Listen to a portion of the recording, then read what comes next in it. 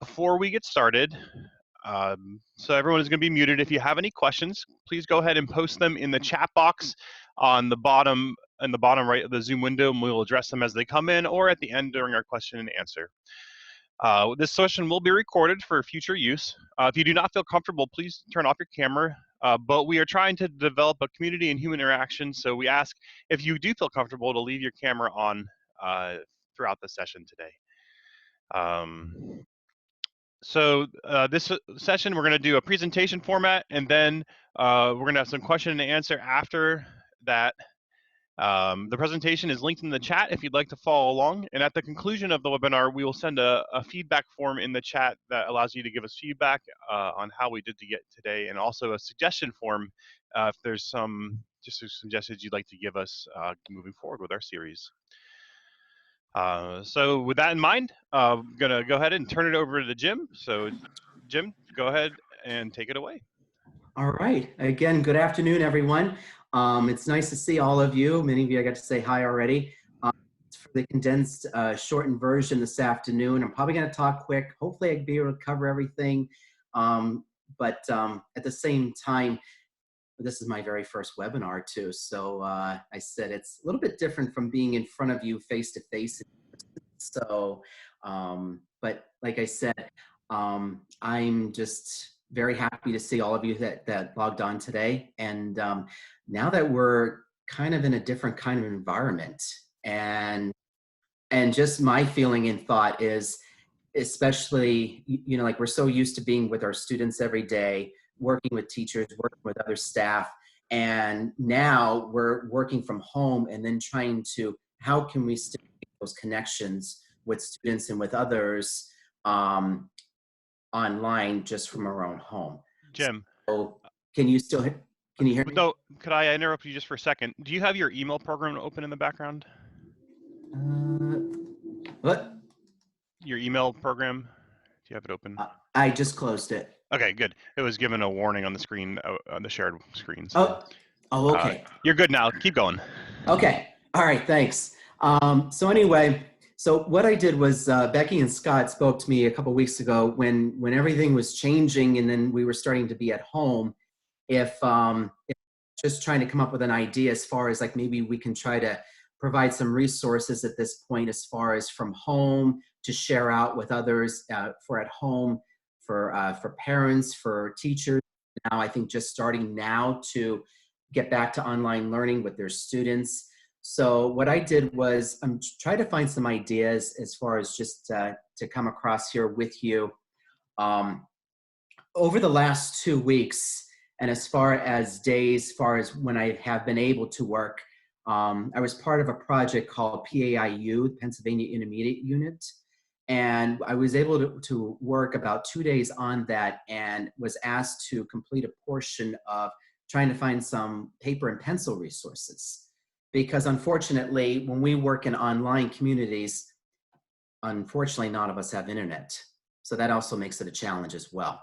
So we have both in that aspect. So we had to try to think outside the box, think for everyone, whether or not if schools would make packets or if teachers would make packets or how this would go about. So the main thing was that first week was just trying to get some resources together to be able to start sharing out for IUs, for districts, and then with teachers and with students. So just trying to work collaboratively here. So, but so just taking a look right here. Thanks for joining me.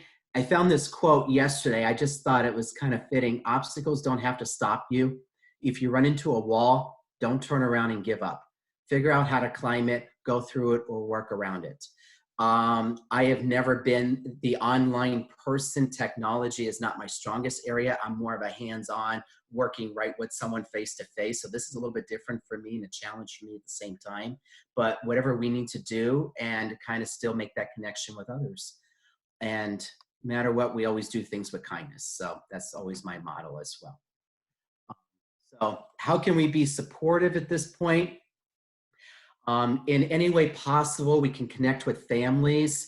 I always say at this point, any meetings I've been able to participate with, we can always just check in with our supervisors. Any questions we have, they're here for us. Like I said, we're just kind of just learning as we go at this point, so we've never really had this happen before. Um, and if possible, you can make phone calls, not just emails. Somehow, however you can check in with families and students, call us, see how they're doing, how things are working out, for questions that they have at this point. Emotions at this point are running high for everyone, for all of us, for parents, for other teachers, for students. And I think about with the autism population, a lot of these students look forward to coming to school every day. And this is a big transition for them. Now staying at home and wondering, why am I not going to school? Why am I not going to school? What's going on? So at the same time, we're trying to try to work with each other at this point. So whatever we can do to help continue with the trust, having that connection, and if there's any other ideas or however else we can connect at this time, anything, like I said, just share out any ideas you have and we can continue to network with each other. Some other best practices at this point, as far as what I was thinking about, strive to maintain as much consistency as you can for students with autism. I think about this for teachers that are now working with students. I think about for parents that are at home now working with students online or just working with them as far as how can I educate my son. So like at this point, I just try to emphasize somehow come up with some consistency at this point in the day.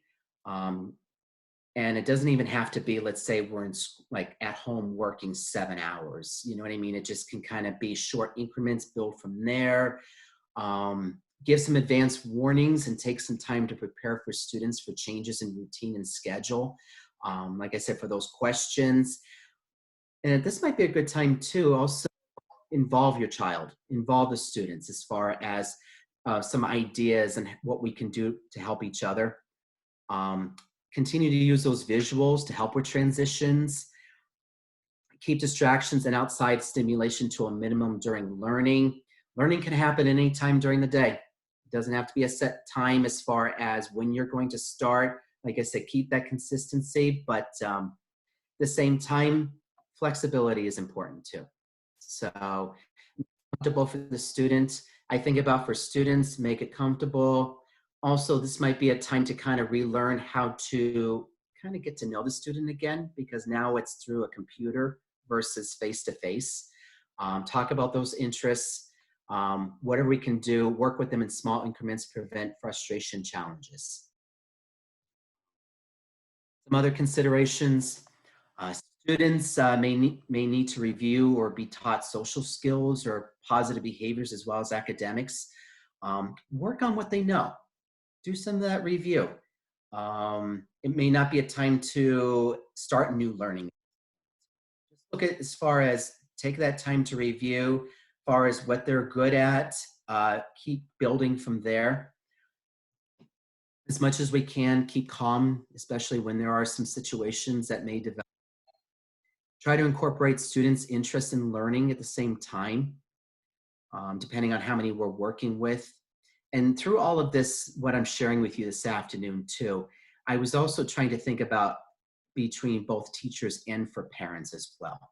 So try to use some parts of your everyday schedule to help ease some changes as far as maybe if you were working, let's say if you were doing a calendar first part of the morning, some social story time, maybe some fine motor, however, whatever you were doing, if there's some ways you can keep some consistency there in the schedule.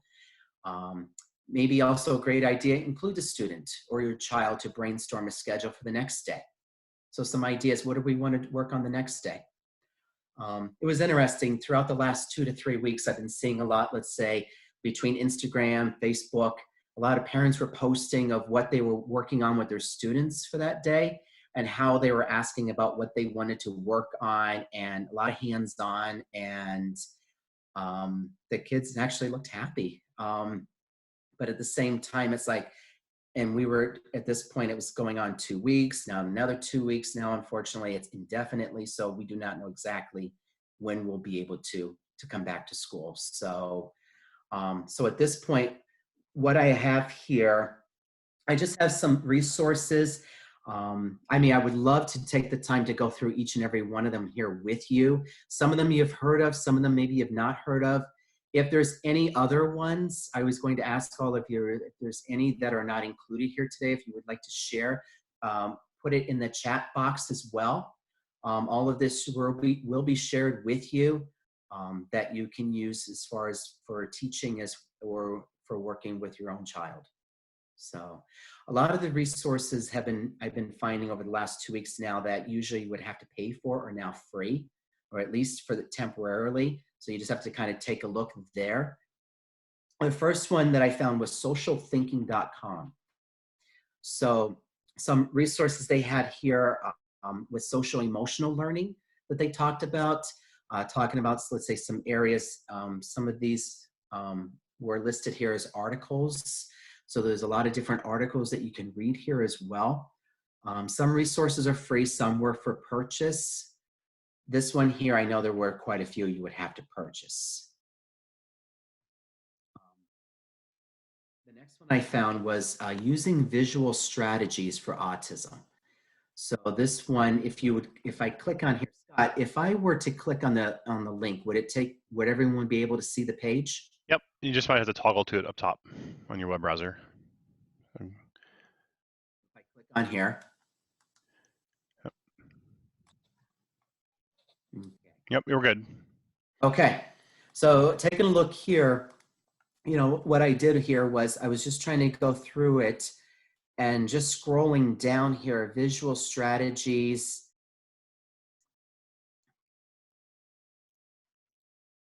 Try not to go too fast here.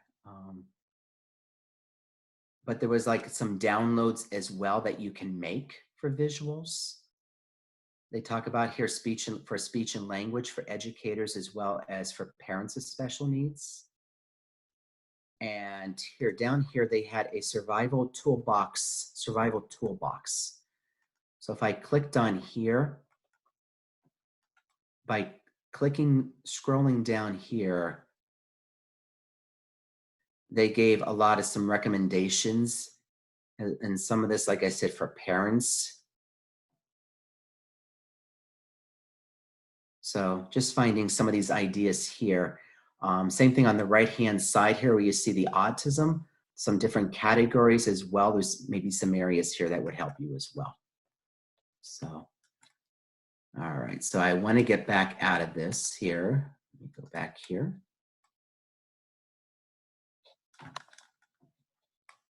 Was everyone able to see that okay? Thumbs up? Okay, great.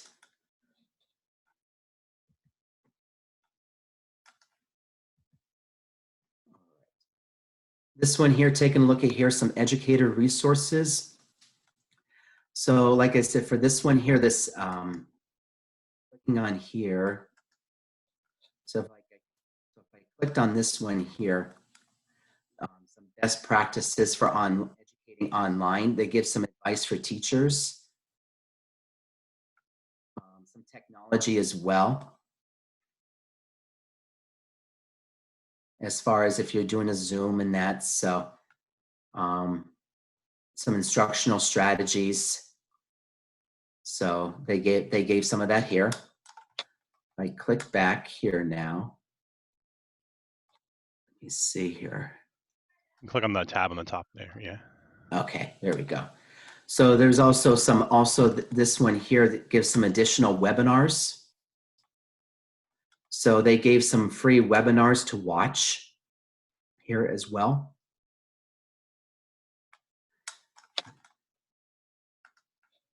And let me see here. This next one here came across Sue Larkey. She has some tip sheets for teaching children with autism. I know she has a Facebook page. I think she has a Twitter page as well. But like she has videos and she had some different strategies here as well.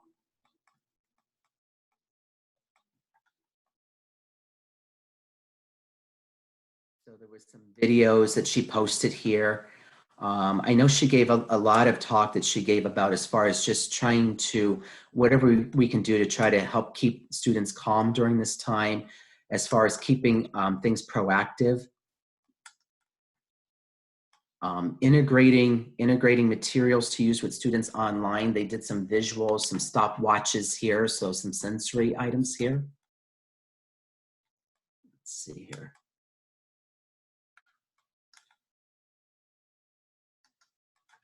This one. Some more resources here. This one is the Bringing Autism Resources Together, the paautism.org. I'm sure many of you have been on this website already, but just in the last 2 weeks, they have put on a lot of information here, a lot of free resources. And going through here, they talk about some resources for adults with autism. So if you would click on here, you can go into mental health and coping, what we can do to provide some strategies here. Media coverage, they talk about here. Online visits to the zoo. There's a lot of virtual like work that you can do here through the computer. Free online yoga. I thought that was pretty interesting. Resources for children with autism. So they actually came out with some now social stories about the coronavirus. With hand washing, social distancing, isolation, visual schedule resources. So like all you would have to do is just click on here, and then what it does is it takes you to another set of links here. So there's a lot of different resources that you can find, that you can download, or that you can share.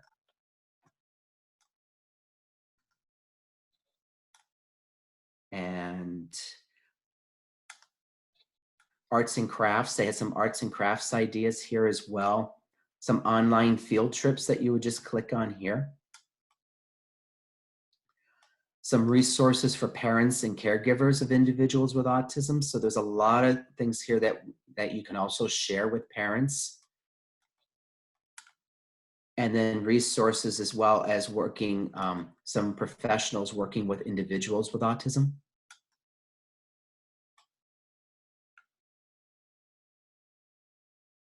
And as well as for community as well.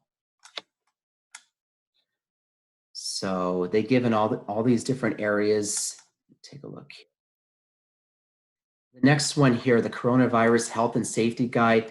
This falls under the same area, but this one takes you right to a direct safety guide video. Talk more about coronavirus. It also gives more information with the PA Gov website. Some resources down here. So supporting individuals.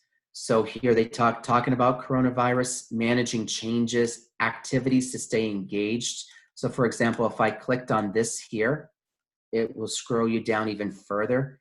And like I said, some of these maybe you will see like a second time from another website. But these were some of the areas here. Let me see here. If I went back on here, the next one here, arts and crafts, science experiments, some games. They gave some additional websites as well, school resources. Like if you click on this one here, there's also some work here as well. So additional resources. Taking a look here, the next one, patent. The patent website right now. If you go onto the patent website, there is a lot of information on there, and it's right on their main page. So like if I clicked right on here, you simply do is just scroll down, supports for families, students, and educators. So taking a look down here, and first thing I went to here, let's say just click on autism. And then if you just keep scrolling down here, there's supports for families and supports for educators. So there's some supports. So let's say if I clicked on here for families, and they're setting up, let's say, talking to your child about COVID-19, including your child in daily activities and chores, setting up activity schedules. A lot of these resources also have a Spanish version as well. Like click back. Let me see here. Supports for educators. Autism video links. PA Autism Initiative resources list. This one here, I mean, there's home-based activities, there's ideas and activities to enhance instruction at home. This resources list, in fact, I think I also included that on this page as well, just to make the direct link.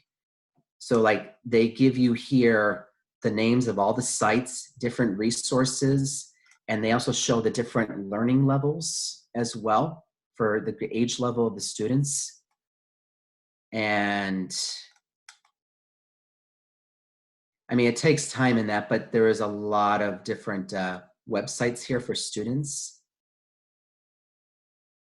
as well. So I think they had listed here, it was probably almost 100 and maybe 130 some websites. So let me see if I can get out of this here. So just moving along here now. The next one I have here, this was the one that I was part of the PAIU team about 2 weeks ago. And paper and pencil resources, because we're also thinking about as far as for students that are in remote learning that do not have access to online to at this point. So, or for those, if they wanted to have some resources here. So for our team that we served on here, we had here as far as various subject areas, the different grade levels, description, the website and what it is, how it can be, how these resources can be used, as far as if they're free or temporarily free. So we try to include that here. It may have changed a little bit in the last 2 weeks because it may have been, let's say, till today, but now it may be extended since we're not going back to school in the near future, at least for the next few weeks. And if it was in PA or any other notes as well.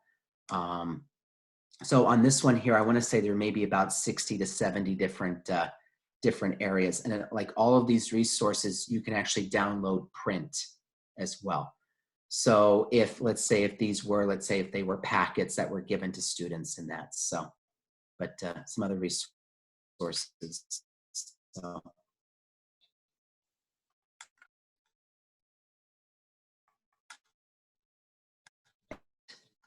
Some other parent resources that I also shared that I found as well. Maybe some just talking about here, environmental modifications as far as like what we can do as far as to enhance learning to this extent. Scott, how much more time do I have? Just about like 4 minutes. About 4 minutes, okay. So like here, they just talk about as far as creating more of a better environment for success, autism-friendly environment as far as what parents can do at home for their children during this time.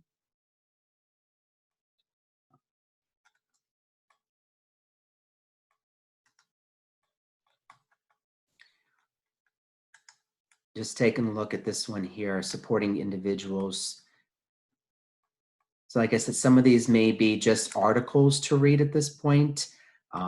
Like I said, just even taking a look at these, that may just be an idea that maybe a parent would not have at this point, something that we can share with families.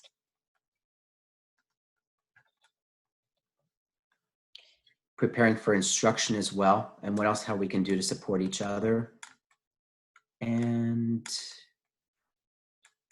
also taking a look as far as some other apps here as far as be aware of challenging behaviors, using reward special interests to motivate and engaging in learning. Jim, this is Becky here. Just a quick question. Hey, Becky. Hey, so these are amazing resources, and we'll have these linked for all the participants too. But if you were to give your number one tip right now for these teachers as they're about to embark and take on this huge endeavor that's completely new to many of us, like from all of this, what would be your number one, like, I guess, words of advice? Is it working with the parents? Is it working with the student? Like what would you say is the most, keeping a schedule? I would say check in with parents as well if you're beginning as a teacher working with students at this point, in some ways, I feel like it's like the first day of school.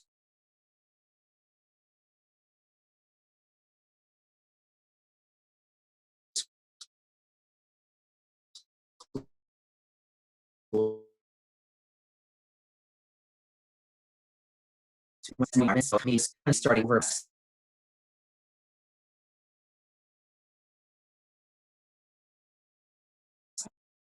So, and at this point, review and keep it interest as well. So those are just a couple of thoughts that I was thinking at this point. So.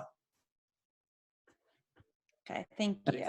You're welcome. I said there's no, I guess I want to say there's no right or wrong answer at this point, and it's also just, your student. You know your student at this time and before they're at home now. And as far as what can you do to provide that safety and as well as that connection and comfort for them. So and like I said, these were a few other couple other helpful teacher resources. You could always go on, they find articles, Autism Speaks, you search education.com.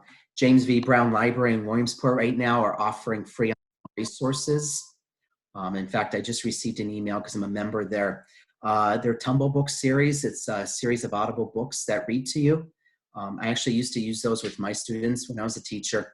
And right now, if you just go on their website, it is free to use. For some of the apps, you may have to be a member, which you can easily sign up through their website.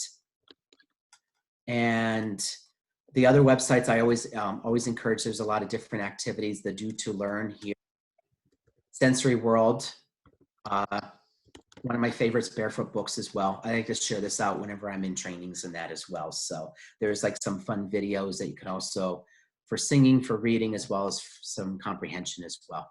So, and otherwise, thank you for the very fast condensed version that I kind of went really fast through here today in this half hour. But otherwise, thank you all so much. And any questions at this point?